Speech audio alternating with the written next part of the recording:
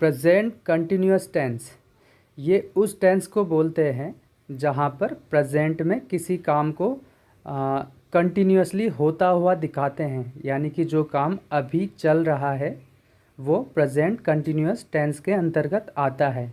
इसका स्ट्रक्चर है subject plus helping verb. Helping verb में इज़ हो सकता है, आर हो सकता है, एम हो सकता है, प्लस मेन वर्ब जिस पर आईएनजी फॉर्म होता है, प्लस ऑब्जेक्ट।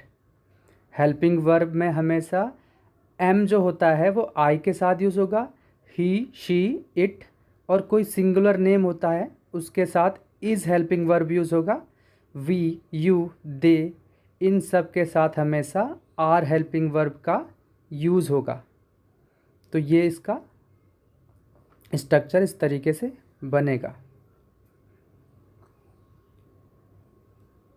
आइए देखते हैं एग्जाम्पल।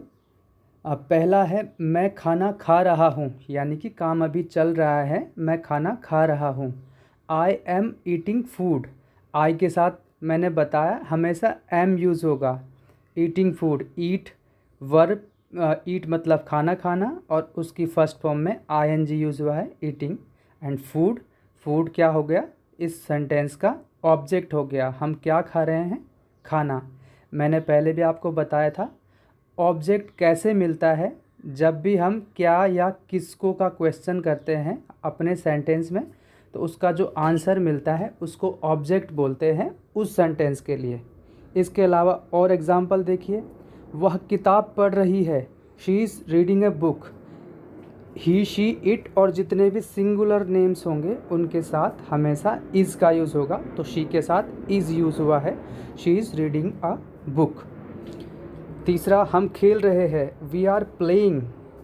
वी के साथ आर का यूज़ होगा और प्ले जो हमारा वर्ब है उसकी फर्स्ट फॉर्म में आईएनजी यूज़ होगा, प्लेइंग, वी आर प्लेइंग। वे बाजार जा रहे हैं, they are going to the market. They के साथ हमेशा आर यूज़ होगा, गोइंग टू द मार्केट। पांचवा है तुम मोबाइल चला रहे हो, you are using a mobile. ठीक है, यू के साथ आर यूज़ हुआ और यूजिंग, यूज़ में हमने आईएनजी लगा दिया वर्ब की फर्स्ट फॉर्म में, और क्या चला रहे हैं, मोबाइल। इसी तरीके से इसके नेगेटिव सेंटेंसेस बनेंगे जिसका फॉर्मेशन है सब्जेक्ट, हेल्पिंग वर्ब के बाद जस्ट नॉट लगा देंगे, उसके बाद वर्ब की फर्स्ट फॉर्म में आईएनजी, उसके बाद ऑब्जेक्ट। एग्जाम्पल देखिए, मैं खाना नहीं खा रहा हूँ, I am not eating food. वह नहीं पढ़ रही है, शी इज़ नॉट रीडिंग। हमने सिंपली हेल्पिंग वर्ब के बाद नॉट यूज़ करा है, बाकी सेंटेंस सेम रहेगा। इसी तरीके से इंटरोगेटिव सेंटेंस किस तरीके से बनेंगे, हम हेल्पिंग वर्ब को सेंटेंस के सबसे पहले यूज़ कर देंगे और बाकी सारा sentence as it is note कर लेंगे। जैसे कि सबसे पहले हेल्पिंग वर्ब आएगा, ये इसका फॉर्मेशन है, फिर सब्जेक्ट आएगा, फिर वर्ब आएगा, फिर ऑब्जेक्ट आएगा, फिर क्वेश्चन मार्क।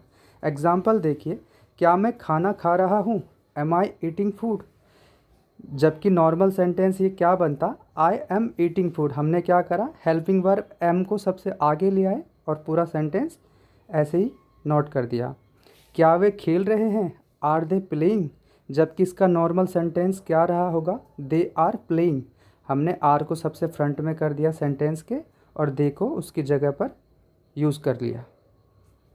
इसी तरीके से नेगेटिव इंटरोगेटिव सेंटेंसेस, यहाँ पर ये सेंटेंस नकारात्मक सेंटेंस की तरह ही रहेगा, बस जो हमारी मेन वर्ब की आईएनजी फॉर्म होगी उससे पहले हम नॉट यूज़ कर लेंगे।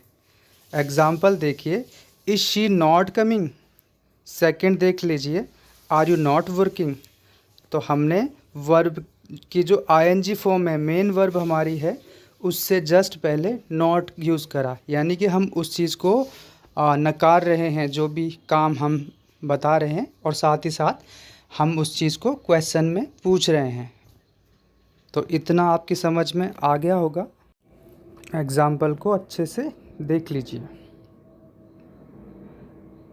अब याद रखने योग्य जो बात है प्रेजेंट कंटिन्यूअस टेंस की, ये सिर्फ प्रेजेंट की बात को ही नहीं बताता बल्कि निकट भविष्य के लिए हमारी जो भी योजना होंगी उसको भी बताता है। फॉर एग्ज़ाम्पल, मैं कल दिल्ली जा रहा हूँ। I am going to Delhi tomorrow, यानी कि जो आने वाला कल है उसमें मैं दिल्ली जाऊँगा या जा रहा हूँ।